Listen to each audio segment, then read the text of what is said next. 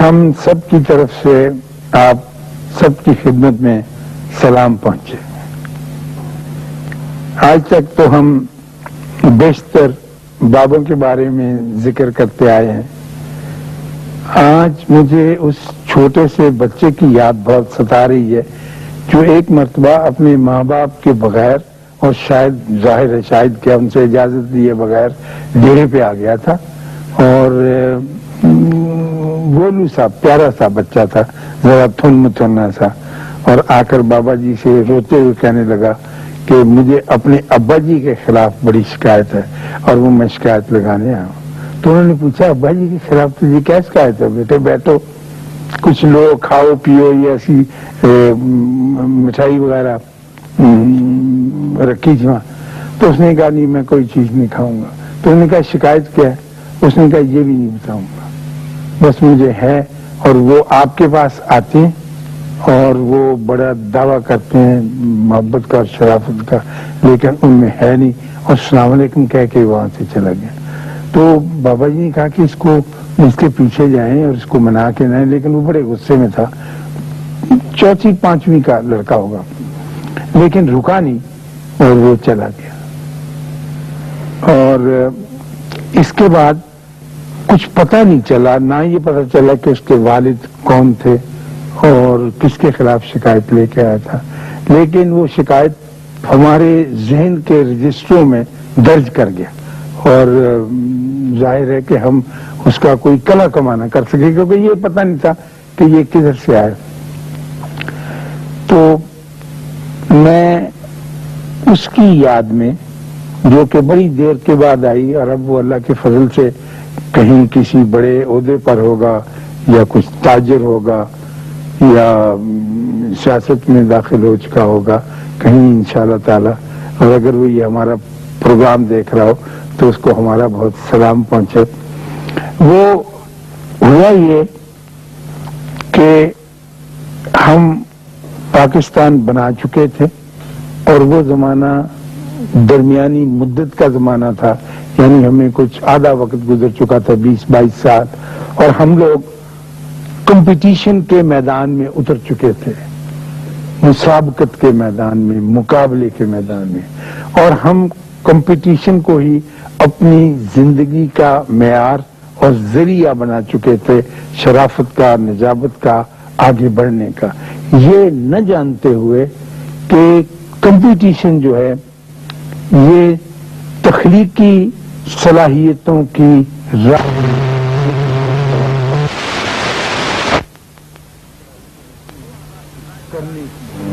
کچھ کر گزرنے کی، لیکن وہ کمپٹیشن میں اپنا آپ بھی بھلا چکا ہوتا ہے، وہ پھر ایک انسان نہیں رہتا، وہ کمپٹیشن کی ایک مشین بن جاتا ہے اور دن رات اسی میں الجھا رہتا ہے۔ وہ ساری صلاحیتیں جو انسان کی ہوتی ہیں اس سے معروف ہو جاتی ہیں، بظاہر یہ بات نظر نہیں آتی۔ وجہ اس کی یہ ہے کہ آپ جب بھی کمپٹیشن کرتے ہیں وہ انسان کے خلاف کرتے ہیں، کبھی بھی پتھر کے، کھمبے کے، اسٹریٹ لائٹ کے، پل کے، اس کے خلاف نہیں کرتے، بھینس کے خلاف آپ نے کبھی کمپٹیشن نہیں کیا، جب بھی کرتے ہیں انسان کے خلاف کرتے ہیں، اور جب انسان کے خلاف کرتے ہیں اور آپ کامیاب ہو جاتے ہیں اور کامیاب ہو کر 30 بندوں کو گرا دیتے ہیں، تو پھر ہم پوچھتے ہیں کہ آپ تو کامیاب ہو گئے، ان کا کیا بنا؟ اسلام میں کمپٹیشن کی یہ اسپرٹ، یہ صورت بالکل منع ہے۔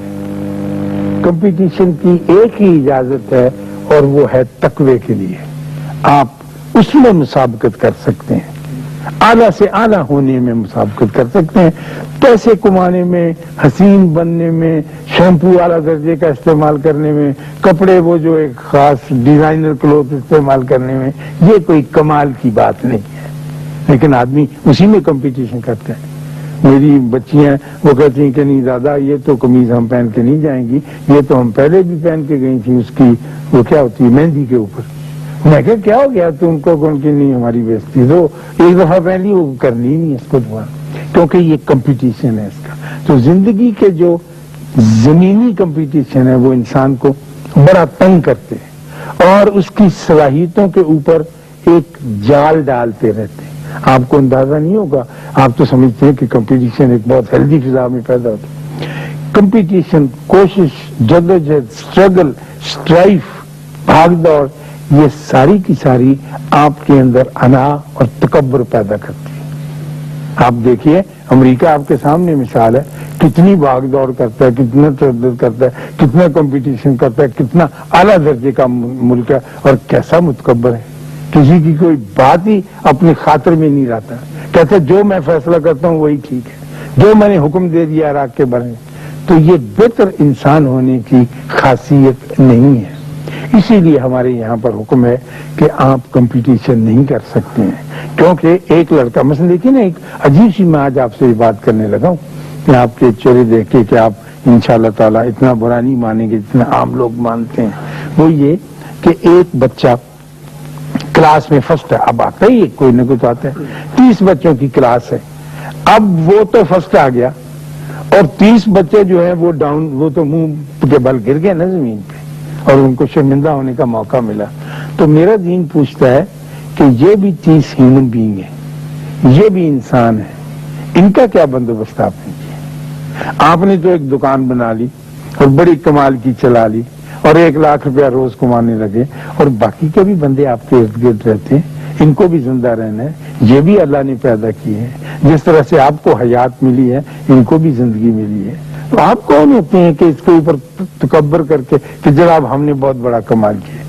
تو یہ بندے کو پتہ نہیں چلتا کہ وہ کمپٹیشن کی دنیا میں داخل ہو کر اپنی انسانی صلاحیت اور انسانی تخلیقی قوت جو ہے اس کو دبا دیتا ہے. یہ بہت, آج میں بالکل ایک بہت عجیب بات آپ سے کر رہا ہوں جو کہ عام طور پر نہیں کی جاتی ہے. سوچ, ہم تو یہی کہتے ہیں کہ جی کمپٹیشن ہونا چاہیے کہ باقی کے بندے کیا کرے کہ وہ مرتے ہیں تو مرے. اور یہ بات میں نے اس لیے شروع کی کہ پہلے تو بڑوں میں یہ بات تھی, اب یہ ہمارے گھروں میں پہنچ چکی ہے, اور میں نے ریسنٹلی دیکھا کہ یہ بات بچوں میں بھی اتار دی گئی ہے, اور بچے جو پڑھتے ہیں آپ جیسے, اور ان کو بہت شرمندہ کیا جاتا ہے. اس طرح سے شرمندہ کیا جاتا ہے کہ میں آپ کو اس کی مثال یہ دیتا ہوں کہ میرے گھرانے میں جو پڑھے لکھے لوگوں کا گھرانہ ہے, میں نے ہی اپنے بہت قریبی عزیز جو میرے بچوں کی طرح مجھے عزیز ہے, وہ لڑکا اپنی بہن سے یہ کہہ رہا تھا اپنے بھانجوں کی بابت کہ آپا تیرے منڈے سے کتنے نمبر آئے, اور وہ لڑکا بھی نہیں کھیل رہا تھا. اس نے کہا اس کے تو 680. کہا ہوگا یہ کوئی نمبر ہے؟ نمبر تو کہنے کا میرے لڑکے نے لیے, اور دوا کے لیے 730 ہے. کہنا 730 کیا آپ نمبر ہی نمبر کر دیے, نمبر ہی نمبر کر دیے, گھر میں نمبر, اوپر نمبر, چوارے میں نمبر, کیا سیڑھی پہ نمبر, ہمارے برانڈوں میں نمبر ہی نمبر ہے. اور وہ بچہ بیچارہ پھر میرے کان کھڑے ہوئے جب اس نے کہا نا کہ ہر جگہ نمبر ہی نمبر بکھرے ہوئے ہمارے گھر میں. تو میں نے کہا ارشاد پر نہیں, یہ کیا بات کر رہا ہے, اخبار میں دیکھ رہا تھا. پھر میں اس کی بات غور سے سننے لگا اور میں نے محسوس کیا کہ یہ کس خوفناک بیماری کا انجیکشن دے کر اس بیچاری جو میری نواسی ہے گھر میں چلا جا رہا ہے. تو میں نے اس کو بلا کر کہا کہ یہ, انہوں نے کہا کہ دیکھیے نانا یہ تو بڑی خوبی کی بات ہے, اس نے زیادہ نمبر لیے تو آپ فخر کریں. میں نے کہا اس نے زیادہ نمبر لیے تو میں کسی ایسے باپ پر فخر کرنا نہیں چاہتا کہ اگر کسی کے 30 کم آئے ہیں تو وہ تیری طرح سے ہزیان بکنے لگ جائے جیسے تو کر رہا ہے. وہ بھی انسان ہے, وہ تیری سگی بہن ہے, اس کا بھی دل ہے, اس کا بھی گھر ہے, اس کا بھی بچہ ہے, جیسا بچہ تجھے عزیز ہے اس کو عزیز ہے. اس نے کہا نہیں جی اگر کوئی کمزور ہوگا تو ہم تو اسے شرمندہ کریں گے. ہم تو, میں دیکھو کہنے لگا اللہ تعالیٰ نے میرے اوپر کتنا فضل کیا ہے, میں دیکھو کم سے کم 5000 روپیہ روز کا کماتا ہوں, اور ہے کوئی کہنے کا ہمارے خاندان میں اس طرح کا آدمی. وہ کھڑا ہو کے سیدھی ایسی بات کیے چلا جا رہے ہیں. اور وہ ایک اکیلا آدمی نہیں ہے, آپ اپنے ارد گرد, اپنے گھروں کے اندر, اپنے شہر کے اندر دیکھیں, لوگ آپ کو, مجھے خوفزدہ کرنے کے لیے اور شرمندہ کرنے کے لیے کیا کیا طریقے استعمال کرتے ہیں. اور وہ طریقے جس کی مناہی ہے, جو ہمارے یہاں ایک حرام چیز متصور کیے جاتے ہیں, آپ نے کبھی اس کی طرف دھیان ہی نہیں دیا. آپ نے انا اور تکبر کے بارے میں سوچا ہی نہیں. آپ یہ کمپٹیشن کرنے والے، مسابقت کرنے والے یہ سمجھتے ہیں کہ تکبر کا گناہ جو تھا وہ تو ابلیس نے کر لیا اللہ تعالیٰ کے سامنے. ہم تو بالکل تکبر نہیں کرتے، یہ تو جی کھلے میدان ہم کام کرتے ہیں، دوسرا بھی ہے تو وہ میدان میں آئے. ہم کہتے ہیں کہ کسی وجہ سے دوسرا نہیں آ سکتا ہے. تو کیا تم اس کو شرمندہ کرنے کے لیے پیدا ہوئے؟ تمہیں اللہ نے صرف یہی صلاحیت دی؟ کیا تم اپنا موبائل ٹیلی فون لٹکا کر سارے محلے میں اس لیے چلتے ہو کہ میرے پاس نہیں ہے؟ اگر ہے تو اس کو، اگر تم سچ مچ استعمال کرتے ہو تو اس کو بند رکھو، اس کو چھپا کے رکھو، کیوں اس غریب کے سامنے دکھاتے ہیں؟ اگر تمہارے پاس اعلیٰ درجے کی کار ہے اور میرے پاس چھوٹی، میرے پاس ہے ایک اور چھوٹی ہے، تو تم مجھے کیوں شرمندہ کرتے ہو کہ لا کے اس کے منہ کے آگے کھڑی کر دیتے ہو کہ اشفاق صاحب اپنی چھوٹی سی پیجی گاڑی نہ نکال سکے؟ تو مجھے بھی زندہ رہنے کا حق ہے، یہ زمین میری بھی ہے، یہ ملک میرا بھی ہے، اور جو نعمت اللہ نے آپ کو عطا کی ہے وہ مجھے بھی عطا کی ہے. اور پھر بیوقوف لوگوں، تم یہ سمجھتے ہو کہ یہ سب کچھ تمہاری کوشش سے، تمہاری جدوجہد سے، تمہاری کمپٹیشن سے، تمہارے بھاگ دوڑ سے تم کو ملا ہے. جو خدا کی عطا ہے اس کا شکریہ ادا کرو، اور جو جو عطا میں اضافہ ہوتا جائے تم سرنگوں نیچے سر جھکاتے چلے جاؤ. تم تو الٹ ہو کے الٹ باتیں کرنی شروع کر دیتے، لیکن ان کی ذہن میں یہ بات نہیں آ رہی. تو میں جس چھوٹے بچے کا ذکر کر رہا تھا، کوئی تقریباً 1 ہفتے کے بعد اس کا باپ ہمارے ڈیرے پر وہیں آیا بابا جی کے پاس، اور کہنے لگا کہ میرا بیٹا گھر سے بھاگے. برا حال رو رہا تھا اس کا، اور چاروں طرف پولیس کو اطلاع دی ہے، اخباروں میں اشتہار دیا، سلائیڈیں چلائیں، ٹیلی ویژن پہ اس کا اعلان کیا، لیکن اس کا کوئی پتہ نہیں چلتا. اور وہ میرا نور نظر اور اس کی ماں کی ظاہر ہے، اس سے بھی بہت بری حالت ہوگی. تو ہمیں خیال آیا بابا جی کا وہ تو یہاں آیا تھا. کہنے گا جی یہاں آیا تھا؟ ہاں. کہنے گا کوئی تو شکایت کرتا تھا، لیکن وہ اتنا دکھ ہمارے قابو میں نہیں آ سکا. ہم نے بہت بہلانے پھسلانے کی کوشش کی، وہ بیچ میں سے کھسک کر نکل گیا. تو ہوا کیا تھا؟ اس نے کہا جی ہوا کوئی خاص بات تو ہوئی نہیں، ایسے ہی وہ سینسٹیو تھا، ناراض ہو گیا بغیر کچھ سوچے سمجھے. بات یہ تھی کہ اس نے امتحان دیا، اس میں اس کے کچھ کم نمبر تھے جیسے ہوتا ہے بچوں کا. تو سارے اس کو گھر میں عزیز رشتہ دار موٹو کہہ کے پکارتے، کوئی موٹو اس کا نام رکھا ہوتا، نک نیم جیسے بےہودہ چیز ہمارے گھروں میں عام رواج ہوتی، تو اس کو موٹو کہہ کے پکارتے تھے. تو وہ برداشت کرتا تھا. میرے ساتھ اس کا پیار تھا جیسے باپ کے ساتھ بچے کا پیار ہوتا ہے. تو شام کو میں آیا تو مجھے پتا چلا کہ اس کے نمبر کم آئے، 2nd ڈویژن میں اس نے پاس کی اپنی 4تھی جماعت میں پڑھی. تو میں نے اس سے کہا موٹو تیرے نمبر کم آئے. بس زندگی میں کہنے کا میں نے پہلی دفعہ اس کو موٹو کہا.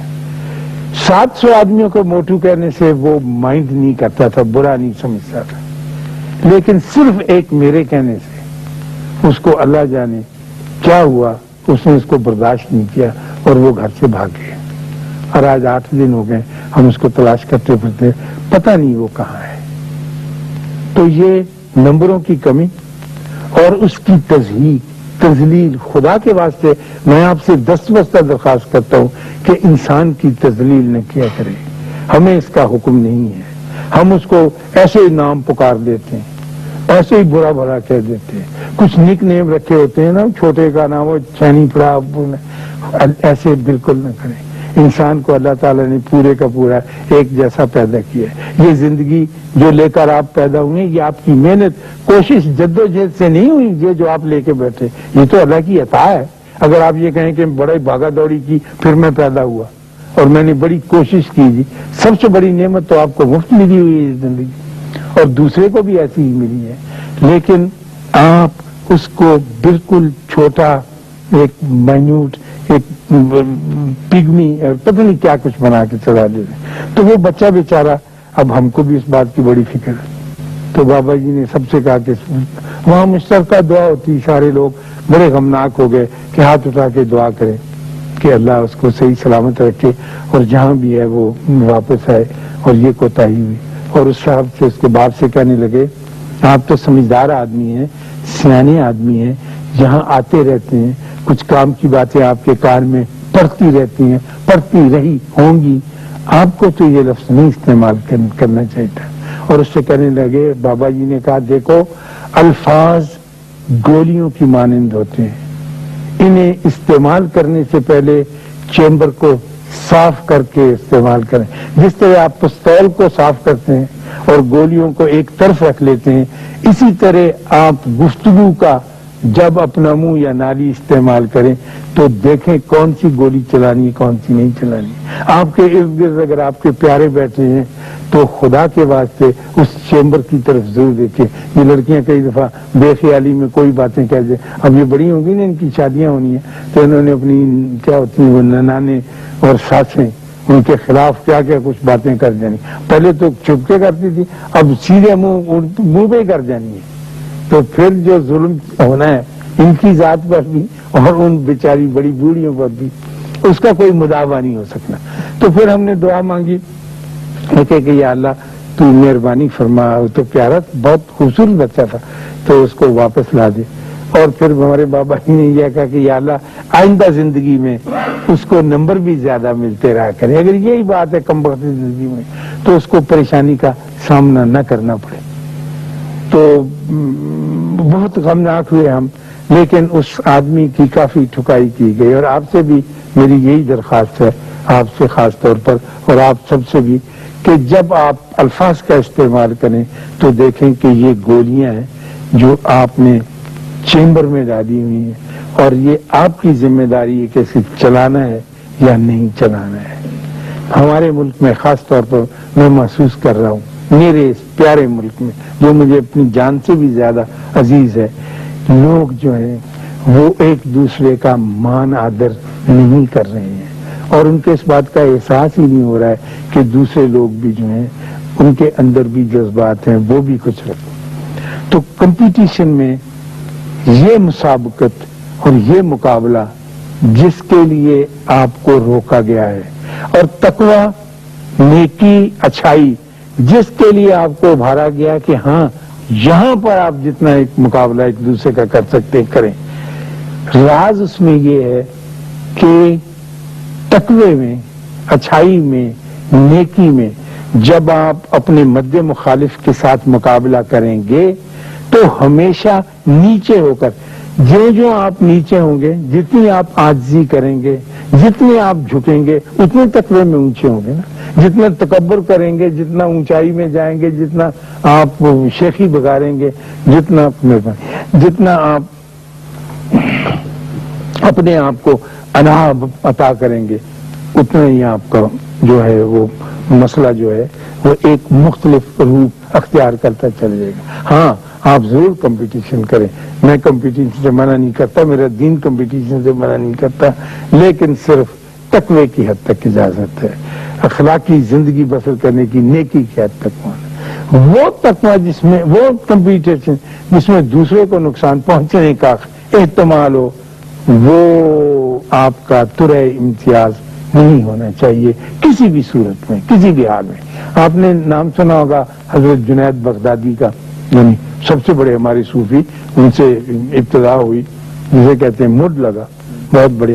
لیکن وہ صوفی نہیں تھے، وہ خلیفہ بغداد کے دربار میں ایک پہلوان تھے، ایک بہت بڑے ریسلر تھے. جیسے آپ کے یہاں گاما پہلوان نہیں تھا اور دنیا میں مشہور تھا، تو جنید بغدادی بھی مشہور تھے، اتنے بڑے پہلوان.